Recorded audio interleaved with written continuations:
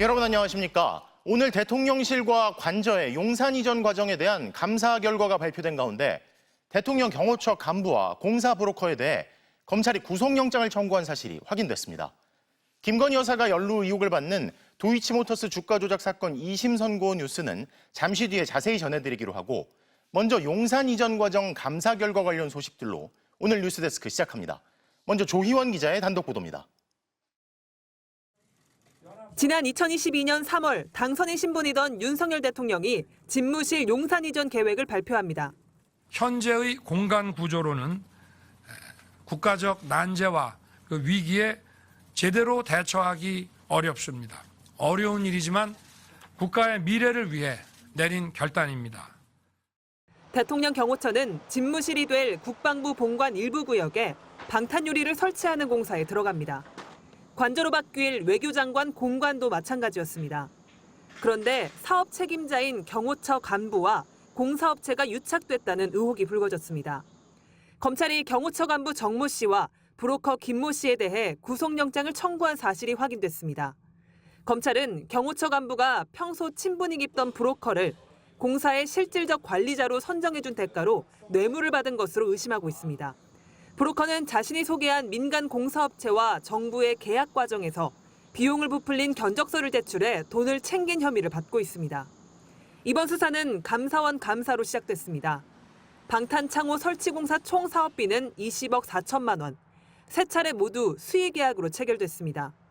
그런데 업체 이윤을 포함한 실제 비용은 4억 7천만 원, 5배 부풀린 것으로 드러났습니다. 브로커 김 씨가 알선의 대가 등으로 15억 7천만 원을 챙긴 겁니다. 배우자 명의로 설립한 서류상 회사를 이용해 돈을 빼돌리는 치밀함도 보였습니다. 경호처 간부는 눈 감아줬습니다. 감사원은 경호처 간부 정 씨에 대한 파면을 경호처에 요구했습니다. 정 씨는 현재 직무에서 배제된 상태입니다. 경호처 간부와 브로커의 구속 여부는 이르면 오늘 밤 결정됩니다. MBC 뉴스 조희원입니다. 감사원이 기간을 7차례나 연장했던 대통령실과 관저 용산 이전에 대한 감사 결과를 오늘 발표했습니다. 그런데 김건희 여사와 관련 있는 업체가 공사를 진행하는 과정에서 무자격 업체를 대거 동원했고 법적인 절차도 제대로 지키지 않았다는 내용이 포함됐는데요. 하지만 1년 8개월 동안 현장 조사도 못한 채 마무리된 감사는 오히려 여러 의문을 남깁니다. 김민영 기자가 보도합니다. 한남동 관저의 보수공사를 맡았던 업체는 인테리어 전문 21g입니다. 김건희 여사가 운영하던 코바나 콘텐츠의 전시회 공사를 맡았던 업체로 21g이 왜 관저 공사를 맡게 됐는지가 핵심 의혹이었습니다. 감사원은 이 업체와의 수의 계약 자체는 문제될 게 없다고 봤습니다. 하지만 급하게 공사가 진행되면서 예산이 확보되기도 전에 공사가 무작정 시작됐습니다. 21g이 한남동 관저 보수공사 업체로 낙점된 건 재작년 4월. 관저 이전을 위해 처음에 잡혔던 예비비는 14억 4천만 원인데 21g은 3배 가까운 41억 원이 필요하다는 견적서를 냈습니다. 그런데도 5월 중순부터 공사는 진행됐고 계약서를 체결한 건 그보다 한참 뒤였습니다. 심지어 21g은 18개 이상 업체에 하도급을 줬는데 이 중 15개가 미등록 상태, 무자격 업체였습니다. 핵심 국가시설이 제대로 지어졌는지 따지는 준공검사를 아예 하지 않은 채 행정안전부와 비서실은 자체 안전점검만으로 서명을 해줬습니다. 실제 공사 내역을 정확히 반영하는 준공도면 등을 제출받지 않아 법령상 절차에 따른 준공검사가 가능하지 않게 되는 등 관련 업무를 소홀히 하였다고 판단됩니다. 감사원은 집무실 공사 과정에서 행안부가 정산 업무를 소홀히 해 3억 원 이상 과다 지출했다며 신속한 회수 방안을 마련할 필요가 있다고 판단했습니다. 하지만 관저와 집무실 이전 과정 전체에 대해서는 대통령 비서실과 행안부의 주의를 요구했을 뿐 고발 조치는 따로 하지 않았습니다. 1년 8개월간 감사를 진행하면서도 감사원은 관저 등에 대한 현장 조사를 한 번도 실시하지 않았습니다. MBC 뉴스 김민영입니다. 이쯤 되면 제일 궁금한 건 대체 누가, 왜 이렇게 무리하게 규정도 안 지키면서 무자격 업체들까지 동원해 공사를 하게 만들었느냐일 겁니다. 앞서 보셨다시피 용산 대통령 관저 공사를 총지휘한 인테리어 업체는 공교롭게도 김건희 여사가 운영하던 코바나 콘텐츠와 함께 일했던 곳인데요. 그런데 당시 대통령실 실무 책임자는 추천한 사람을 믿고 업체를 골랐지만 누가 추천했었는지는 기억이 안 난다는 입장입니다. 그 사람은 누굴까요? 조재영 기자입니다. 김호진 전 대통령실 관리비서관. 관저 이전과 관련해 인수위 TF 시절부터 실무를 총괄한 총책임자입니다. 관저 공사를 총지휘하기엔 자격이 부족했던 실내 인테리어 업체 21g을 선택한 것도 김 전 비서관이라고 보고서는 밝혔습니다. 사전에 업체를 지정해 준 사람이 누굽니까? 그 업체 선정 과정은 경호처에서 은밀하게. 김 전 비서관은 선정 경위와 관련해 21g을 추천한 분들이 현 정부와 밀접한 분들이어서 그분들에 대한 신뢰를 바탕으로 판단했다고 말했습니다.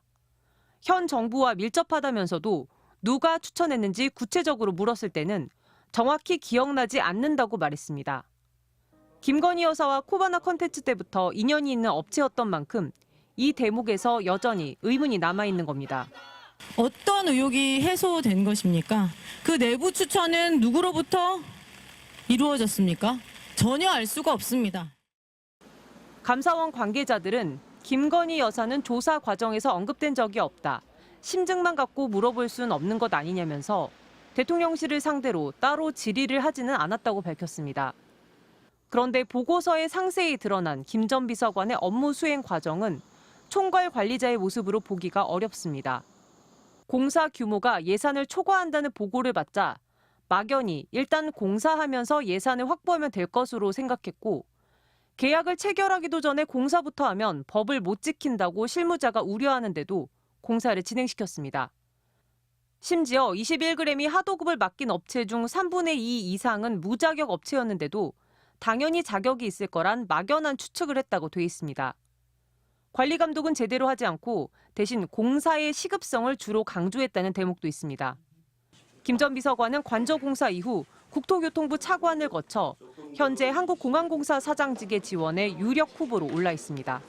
MBC 뉴스 조재영입니다. 이 사안 취재한 김민형 기자에게 더 물어보겠습니다.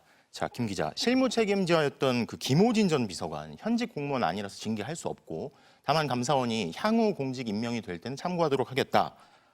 이런 입장을 밝혔는데 한국공항공사 사장으로 간다는 얘기가 있다고요?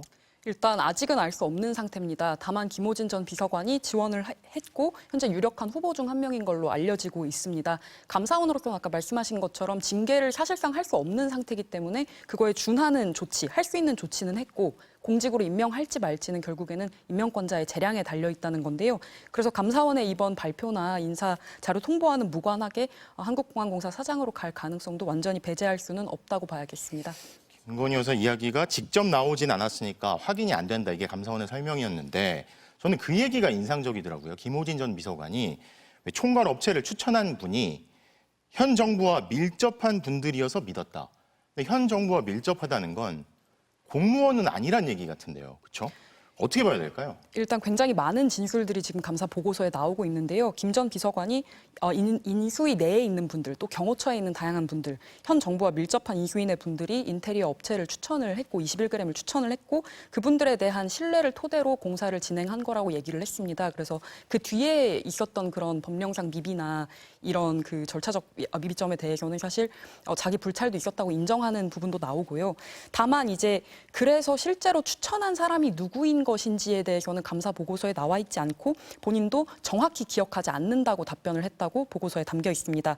그래서 감사원 측은 김건희 여사에 대한 이런 직접적인 언급이 없었기 때문에 따로 서면 질의를 하거나 또 김 여사를 특정해서 추천에 관여했는지 여부를 답변을 요구할 필요성은 느끼지 못했다는 취지로 설명을 했습니다. 또 오늘 발표에서도 굉장히 정제된 표현들을 많이 썼는데요. 준공검사가 일단 가령 없었던 데 대해서도 이게 이제 필요한 건물 짓고 나면 필요한 법령상 절차로 규정이 되어 있는 검사인 건데 불법이라는 표현 대신 법령상 절차와 다르게라는 말을 쓰거나 허위라기보다는 또 서류 조작이라는 말보다는 실제 공사 내역 미반영 이런 표현들을 실제로 보고서에 담았고요. 저희가 질문을 했을 때도 어떤 강도의 차이가 있다는 취지로 그러니까 이게 고의성 여부가 있는지 없는지를 판단해야 된다는 취지로 답변을 하기도 했습니다. 그래서 사실 이 감사 보고서만 놓고 보면요. 이게 잘못을 했다는 건지 어느 부분을 잘못했다는 건지 굉장히 애둘러서 정제된 표현을 많이 쓴 것 같습니다. 자, 굉장히 곤란한 입장인 것 같은데 그래서 솜방망이 처벌이다 뭐 이런 얘기도 있고 직권남용 얘기도 나오잖아요. 일단 참여연대가 청구한 감사 4개 중에 지금 2개를 받아들여서 일부 감사가 실시가 된 건데요. 그 직권남용 의혹에 관한 청구도 이번에 받아들여서 보고서에는 나와 있습니다. 다만 이제 감사원은 그 참여연대의 그 국방부가 대통령실 이전에 대해서 반대 의견을 냈는데 그게 묵살됐다는 의혹에 대해서는 이제 직권남용이라는 주장이 이제 제기가 된 건데 거기에 대해서는 감사원은 직권남용으로 보기는 어렵다고 결론을 내렸습니다. 그래서 그 여러 가지 근거를 댔는데요. 재작년 10월에 우선 국방부가 감사원에 제출한 답변을 주요 근거로 들면서 대통령실 이전 결정을 존중한다. 또 업무 계획 같은 거를 대통령실과 긴밀하게 소통을 해가면서 이전 계획을 논의했다. 이런 의견을 냈다는 걸 근거로 들었습니다. 사실상 해석을 해보면 당사자인 국방부가 공식적으로 문제 제기를 하지 않는 부분에 대해서 문제 제기를 하기는 어렵다는 취지로 보이는데요. 보고서에는 저희가 찾아봤을 때는 국방부 실무자를 상대로 어느 정도로 조사를 했다는 건지 그 범위나 명수나 이런 것들이 자세히 담기지는 않았습니다. 자, 이 사안에 행안부 그리고 경호처, 대통령과 가장 가까운 인사들이 계속 나오는데 대통령실의 입장은 뭔가요? 예, 대통령실도 곧바로 입장을 냈습니다. 우선 집무실과 관저 이전 과정에서 이번 감사 결과를 통해서 특혜는 없었음이 확인됐다는 취지의 입장을 냈는데요. 절차상 일부 문제점이나 미비점은 있었지만 우선 수의계약 자체가 국가 보안시설을 상대로 수의계약하는 것 자체가 위법성이 없다고 했으니까 특혜 시비가 가려진 것 아니냐는 입장이고요. 단지 일부 이런 미비점은 점검해서 재발 방지책을 마련하겠다고 했습니다. 그리고 사실 감사원의 이번 결과 보고서를 보면 이 공사의 시급성이나 보안 같은 것을 이유로 들면서 일부 그 불가피성을 인정하는 부분들이 있습니다. 다시 말하면 이 공사를 먼저 시작을 한 것, 계약이 이루어지기 전에 공사에 착수한 게 법적 절차가 그 뒤로 지키지 않은 것들의 어떤 근본적인 원인을 제공했다는 취지로 쭉 설명을 하면서도 대선 공약이었던 것의 불가피성, 또 공사의 시급성, 보안 이런 것들을 이유로 들었던 건데요. 그래서 이 이전이 실질적으로 불가피했던 것인지 거기까지에 대한 정치적인 판단이 담겼다고 보기에는 한계가 있을 것 같습니다. 네, 김민영 기자 잘 들었습니다.